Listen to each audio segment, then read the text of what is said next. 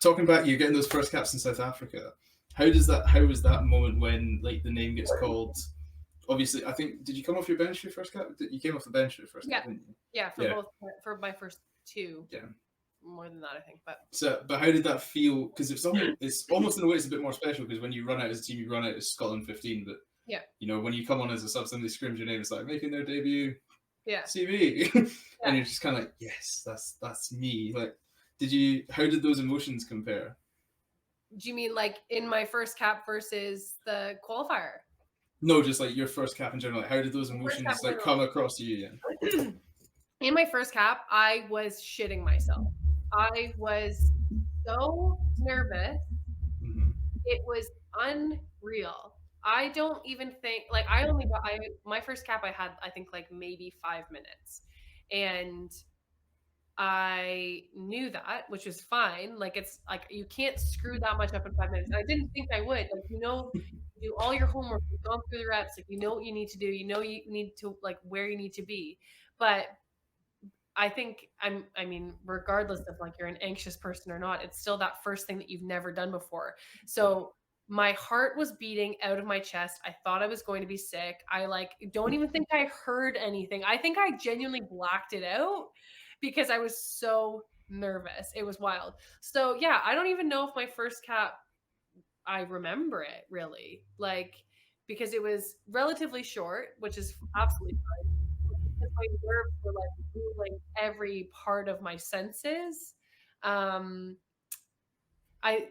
think the biggest thing that I remember from that match isn't even playing, but was when I was on the bench and listening to the crowd behind us because we were in South Africa.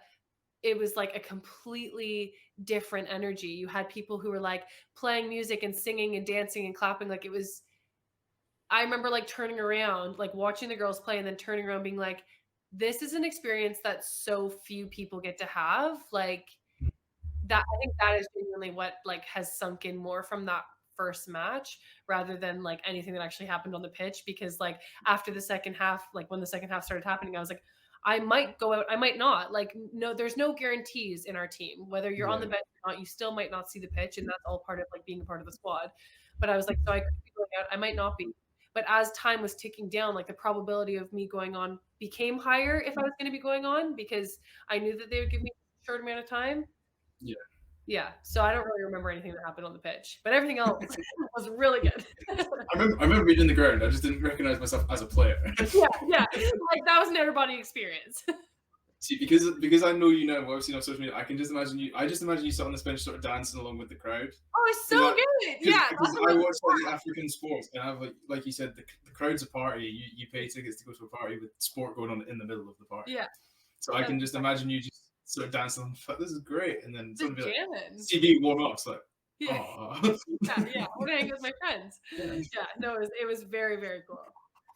That's it. So okay, we'll try to get to a game you remember. Yeah. I didn't expect to have to ask that question. That came across a little more constantly meant to be that. Sorry about that. What was your first game like at home in Scotland? Do you remember that with the Scottish crowd? That was the Japan game. So is that like the first one at home you actually got to play? I've actually been able to play in, yeah. That I actually was like, because I've been selected for some autumn tests, but I never actually got played.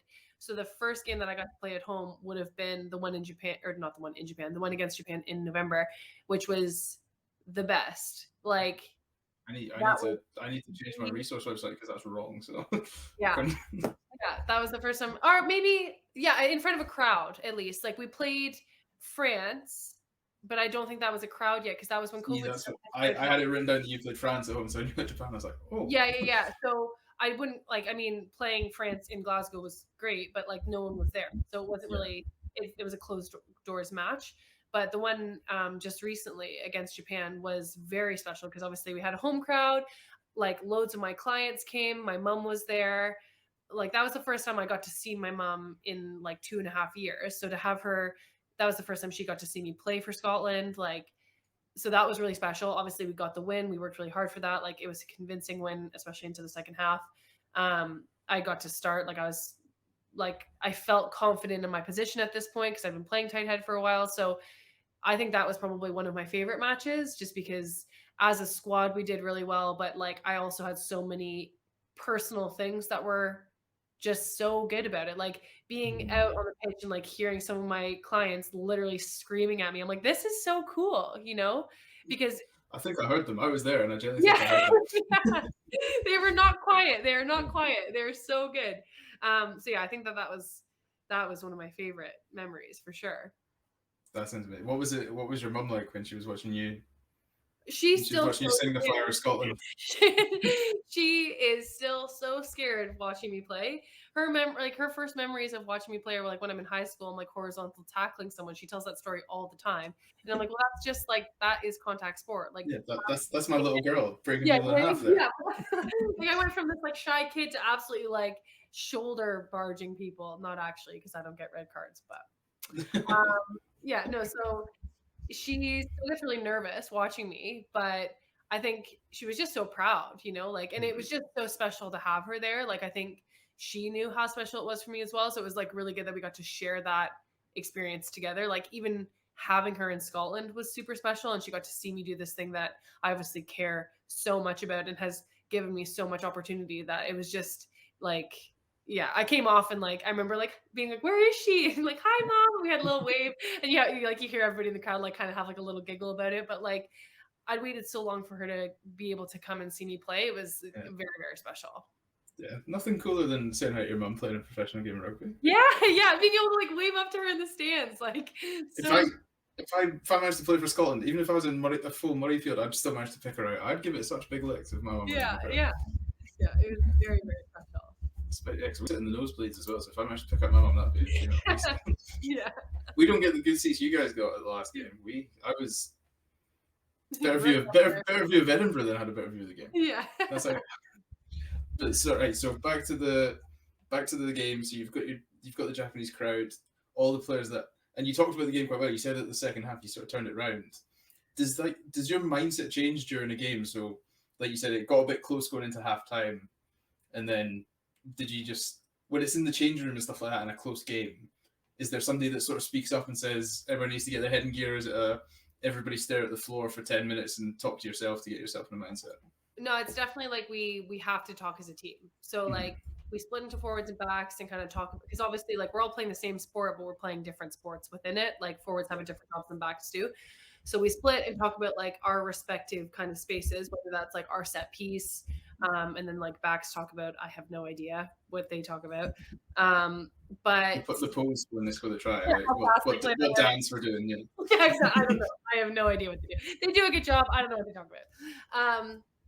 But yeah, so we talk about like our own kind of stuff, and then we'll talk attack, defense, sort of what is going well and what's not going well and what we need to change. And obviously you do just have those like small conversations within players. So if I'm often in a pod with Jade, for example, we'll maybe talk about, okay, like if you tighten up a little bit on that tip or whatever, like it's definitely on, those spaces are there. Like, so you have those individual conversations. So like those little bits are in your brain going into it. But then you also we obviously have our coaches kind of talking as well, because they can see the whole thing and they sort of reinforce the plan moving forward. Like what's not working, what is working. You need to stop throwing shit. You need to start you know what I mean? Like just like Yeah. it's all the stuff that we know, but having it come from one person who's kind of in charge is helpful, but yeah, I definitely, there, like when you first come into the change room, it is about like we do have a couple minutes of just like breathing, like just sit down, grab a drink, like collect, like because you do have to kind of get your energy back into the right headspace, because obviously when you're out there, there's so much adrenaline, like you're go go go, like you're kind of all over. So then you kind of have to come back down to earth, so that when you have those conversations, it actually sinks into your brain and you can move forward like logically. Otherwise, I don't think any conversation after that would be helpful. Yeah, so it's well managed. Good. So it doesn't get like hot and heated in the changing room at halftime for Scotland women. I don't think so. Like, I mean, that's not to say that we've definitely haven't had war. I can sense a media train answer coming out. No, not at all. Like I'm just like, because we've never been like rinsed. You know what I mean? We've never had a coach come in and be like, "You're shit," but like that has never happened, because when is that ever going to be productive? But like we definitely have had conversations where it's like we deserve to be spoken to like that. Like, but it's not ever mean. It's just sort of like what you're like, we don't play like this. You know, it's just a stern talking to. It's almost like I'm not mad, I'm just disappointed. Like that's the kind of vibe. I'd rather somebody was mad at me, to be fair. Yeah, exactly. If somebody said that, I'd be like, no, shoot, yeah. I'm disappointed too. Like, yeah. But we know we've never ever like been. Yeah, that's the thing. I don't want it to come across like we've ever been like rinsed like that, because I know sometimes, especially, I don't know if it happens in the men's game, but like whenever you see any like movies about sports, if something's going wrong, the coach comes in and throws something and screams and shouts. Like that has never happened at all, because that's like so counterproductive. But we definitely have had conversations where it feels like dad is mad at you and just disappointed. And you're like, but it's all warranted, because we ourselves know that when we have those conversations, or when we are basically called out for bullshit that we're doing, like if you aren't making your tackles, if you aren't like fronting up and set piece, like these are the things that we know that we can do. So get your shit together, because like you wouldn't be here if you couldn't do that thing. So I don't know what you need to do to get that together, but you need to do it. Do you just have like that in-betweeners moment from Will where it's like, well, that was fucking dreadful, and then you just go out and do it again? I think you should just have that ready as like a little clip in case you are having a bad game and you just need motivation to rise. Just sit quietly and just play it, and then everybody has like a good chuckle and they're like, right, let's go do it again. Yeah, totally. Because I know, especially knowing your team and like your collective like togetherness as a team, that would do nothing but raise morale. Like nobody would get annoyed at that either. Yeah, and that's the thing as well, is like our team is like genuinely like so close knit, and so like having those tough conversations, or like kind of calling out bullshit, which doesn't often happen, because we usually fix the problem at the source. Like if something doesn't go to hand, if something happens, like we'll put our hand up if we've made that error, or we have that conversation on the pitch. So we don't have to come in and play the blame game. We don't have to come in and like call that shit out, because we all take responsibility for our action, and know that if something is getting brought up, like, oh, well, you should have been here, or you like, that's not how we trained it, or whatever. Like it's not coming up like from a place of like personal attack. It's coming from a place of like, we all want to be better as a collective, and we're here for the team. So it's much easier to have those conversations. That sounds like a team I'd like to be a part of.